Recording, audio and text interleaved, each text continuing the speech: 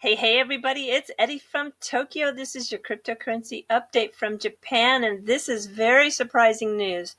Just in the last hour, the South China Morning Post has announced that it looks like China, who is the world's biggest cryptocurrency mining farms around the world, is going to pass a complete ban on mining.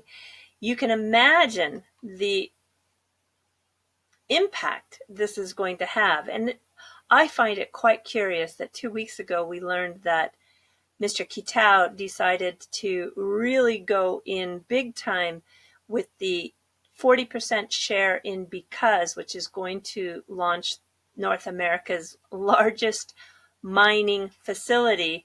And he also is going to be making chips for the mining industry. So we are, I think, going to see a huge shift in who is controlling the mining for BTC. All right, this is an interesting picture. This was taken at the FinTech Summit in Singapore, and Mr. B XRP has been trying to, over the course of the last couple of weeks, put all the names and identify all the people who are in this photograph, which was taken there. And this is a high-level advisory group for the IMF. You can see this is Mr. Garlinghouse. He shared the stage with Mr. Lacau. They were on a very interesting panel. It was when we learned that the digital asset XRP was actually being used in the remittances for the Bank of Siam.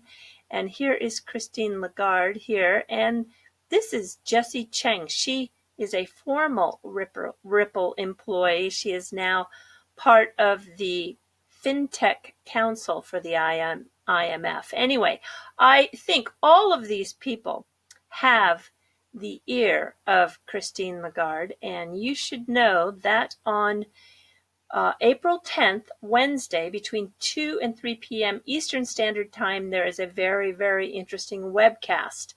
The actual broadcast is going to start at 11 a.m., but this talk in particular is going to be quite interesting. So the moderator is Christine Lagarde, and they are going to address questions like, are private forms of money by non-banks complementing banking services? And can the private sector build trust independently, such as decentralized ledger technologies? And also they'll look at the central bank's digital currencies. I really want to listen to this. On the panel is Jeremy Allaire. He is the CEO of Circle. And then there is Benoit Corre. I don't probably say that perfectly, but he is on the board of the European Central Bank. And then Patrick George, he is the governor of the central bank in Kenya. And Sarah Youngwood, who is a CFO of the consumer division for JP Morgan. So this should be super interesting. Mark your calendars, put that down for 2 to 3 p.m. Eastern Standard Time, and let's see what is discussed. I think this is some of the biggest news for Ripple and XRP as of late. This is about a partnership with the Tata Group, the part of the division which is the consulting division. Now, Tata Group is a huge conglomerate.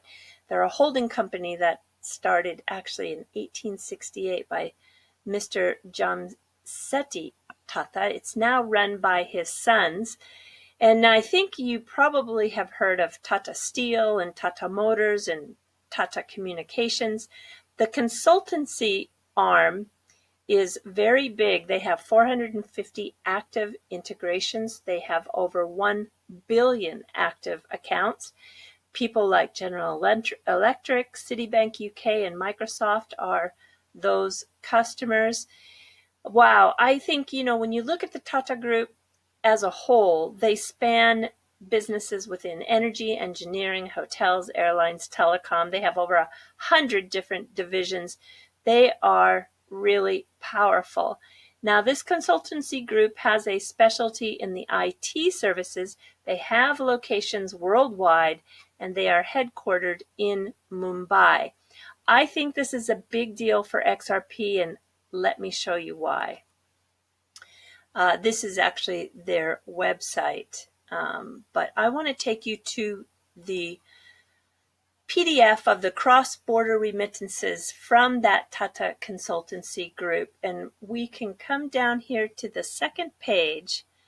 And when we look at the benefits, we can see here that this is going to significantly lower the charges, elimination of FX conversion agent charges through disintermediation. Now, this is a reduction of the intermediaries, all right? So when you don't need to do any FX conversion, it's got XRP written all over it to me. And then also you can see the DLT-based payment infrastructure ecosystems can reduce liquidity needs for banks. Again, it has XRP written all over it. This is for the financial institutions in managing cross-border remittances, a huge benefit for the Treasury Department.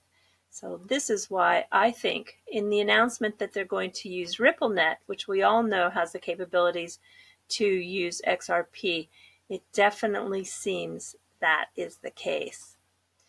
All right, here is an interesting site. It's called the Bull Bear Analyzer. And what we see here is that the long positions for XRP have reached 91.8%, nearly 92% of all positions taken are going long, and just 8.2 are going short, which really is telling. The price action projections, predictions are leaning towards a real positive long side analysis. I think we are going to see some upside very soon. And I'm following this story because I personally find it very interesting, and that's about the Facebook's cryptocurrency. So Nathaniel Popper, he just on the 8th, which is today, he tweeted that he's got some source that's telling him something, because the sources say that they are looking to get venture capital firms to invest in the Facebook cryptocurrency project, which was reported about earlier in the year. And they are targeting big sums, as much as $1 billion. That is a big sum. And it also is told that Facebook has been designing a coin to keep as a stable value, and it's going to be pegged to a basket of foreign currencies held in bank accounts. How interesting. And this is something that came out on the 4th. Of course, Jamie Dimon of JP Morgan isn't really a big friend of cryptocurrency, but I think his letter to the shareholders, 50 pages of this letter, is quite interesting. And if you can't get through the whole letter, I just thought I would highlight some of the points worth sharing. So they are going to open 400 new branches. And I think that's really interesting, because that's exactly the opposite of what's happening here in Japan. They are closing branches down for a lot of reasons, but mostly because people are getting very comfortable with doing their banking online, and the need for actual brick and mortar branches is just on the decline. So I was surprised to read that they are going to add 400 new branches. They earned $32.5 billion in net income on a revenue of $113.5 billion. So the business is very strong. Their loans grew by 7%. Deposits increased by only 3%. I found that quite low. And they extended credit across the board and raised capital for businesses to the tune of $2.5 trillion. Yeah, and the entry-level full-time employee, just for trivia, they start them at $31,000 a year. There are two sections of this letter that I found very interesting. One is about how the American dream is fraying for many. That is on page 47. And then there's also an interesting section on page 40 about how they are prepared for, though not predicting, a recession. And as he looks back through the traumatic times of 2008, from the risk that they took, they learned a lot of lessons. But there are also some factors in regards to the power of the cloud that he takes responsibility for, at least partial responsibility for, and that is the slowness in adopting the cloud. It is, in his eyes now, very clear that the cloud can take that data and combined with machine learning and AI do what he could never do before. And he, I think, is now seeing the power of the technology. He just came back from a trip from China and he's impressed, but he's a little worried. And the reason why is because he saw the progress that China has made with AI and fintech and feels very behind. So they will be able to execute some 1,300 transactions now with stocks. They're going to deploy robots with artificial intelligence. AI will also dramatically improve the anti-money laundering requirements that they need to do. And also, in planning ahead, they are going to deploy employees to other roles as they adopt this AI. And should they not be able to do it inside, if necessary, they will deploy people outside the company as well. So what I think I'm hearing him say when I read this was that he knows there's going to be a lot of jobs replaced by artificial intelligence. And I think he sees himself as helping those people find some role of work, even if it is outside the company. So I imagine they are going to lose a lot of employees in the near future. And Ripple's XRapid was honored at the Fast Company's 2019 World Changing Ideas Awards for helping improve reliability and lower cost for remittances in the developing world. That's good. I'm really happy to hear that. And I wanted to know, though, who won actually that section, which is the World Technology winner. And that was this company here called BanQ. They use blockchain to connect supply chains to the unbanked or underbanked, which is, we know, about 2.7 billion people. And in getting them connected, it will allow them to be lifted out of poverty. So this is another really beautiful thing about blockchain. And there was a Interledger Summit in San Francisco. They were in the Mission District on Friday and Saturday. And this is a tweet from Sink or Swim on Twitter. And you can see that one of the slides that was introduced was that the protocol Interledger timeline was given as 2019, the first fiat ILP connectors were launched, and it's projected that now in the 2020s we will see steady growth, and come 2030 will be the maturity of the Interledger, which drives commerce. So if you want to see the end game, size returns in the new asset class, you better make sure you hold at least some till then, which is what the tweet says. And it goes on to say that 99% of the people, 99% of you won't hold, he writes. And if you haven't got the hold hodling power, then escrow some, is what this tweet says, and hold it for the long term, because I think that he sees that it's going to take a few more years to come to maturity, and that's when the, I think, full value will be realized. So you can probably sell a little on the way, but I do think that hanging on to some to the full maturity will really be beneficial. Okay, everybody, I am jumping to the fluff. So there is a really interesting project underway. It's called the One World Kimono Project, and it's for the Olympics here in Japan.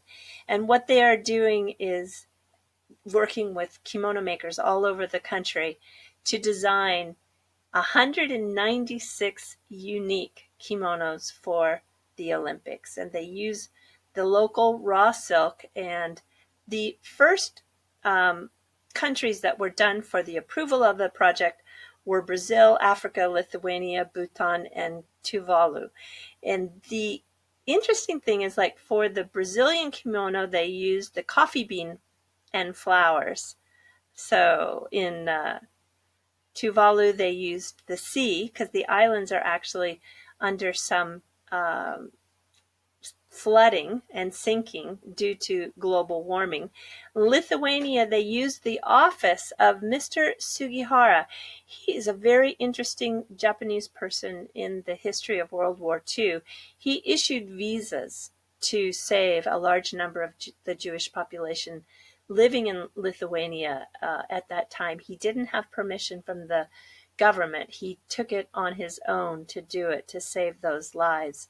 The United States kimono actually has the Statue of Liberty and some big eagle and Hollywood film on it. It's kind of strange. So I think they have 100 of these kimono done so far. You can see this is Italy, and this is the Philippines. This is Qatar. I find it's really, look at this, it's so interesting, the drifting sand, and here you can see kind of the cityscape. Very nice. And here's the United States. It has a image of space and the eagle, and if you look down at the bottom, you can see the film strip here. Yeah, so interesting. So it's done by totally different kimono crafts people throughout the country. Here's India. Here's Brazil. This is England. And actually, I heard the video, and talked about it is supposed to be like an English garden. And South Africa, it's really beautiful. Anyway, I have a little bit of a contest for everybody. Look what I found. I did find the new Kit Kat Sakura flavor, which is the taste of cherry blossom and sake, rice wine. So if you can, in the comment section below on YouTube, not Twitter, but on YouTube, if you can give me, and you don't have to watch the video, because actually, I wanted to show you this picture. Hang on, I'll tell you the rules of the contest in a second. I just thought this one was fabulous. I think this is Thailand in the middle. The bold colors that are black and yellow. And yeah, this is the actual fashion show for the first 50 that were done. But anyway, okay, so here's the contest, and you will receive a brand new bag of the 12 mini bars of this new limited edition Kit Kat flavor. All right. You don't have to watch the fashion show, because I think common sense, you can just do it through common sense. So for the 3 kimono that I'm going to name the countries for, tell me what you think are the running motif. What stands out for these countries? So the first country is Russia. Tell me what you think is on the Russian kimono. The next one is the Netherlands. What do you think is the motif for the Netherlands? And the third one is, what is the motif for the kimono from Australia? Okay, so the first person to give the best answer down in the comment section below, I will send you this limited edition Kit Kat. And I have a whole lot of Kit Kat flavors that I found that are new and limited editions in addition to this, but I'm going to save that for some other giveaways.